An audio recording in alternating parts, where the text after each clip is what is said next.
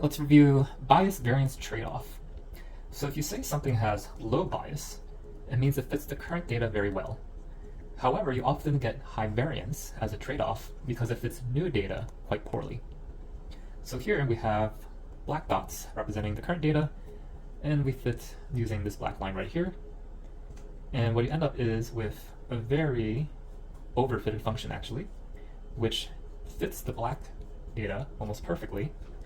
But then when you end up putting new data, say the orange data, it actually doesn't fit the orange data as well, this black line. On the flip side, if you have something that has high bias, it fits the current data poorly, but it fits new data relatively well. So here we have our current black data points, and let's say we just fit it with a straight line.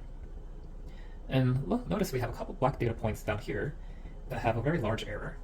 And since you have, I don't know, 5 or 6 points, that's almost like outliers, these will actually have very high errors and perhaps higher bias because of the larger gap between these points and the line. However, when you get new data, this orange data, it fits quite closely to the line, in which case the new data fits relatively well. So the idea of bias variance trade-off is you might get good bias or low bias trading off with high variance, or you can get high bias trading off with lower variance.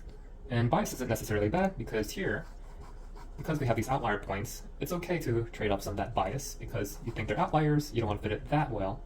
And that was a good result because when you get your new orange data points, the new orange data points fit the line much better than were you to actually try to fit the outliers.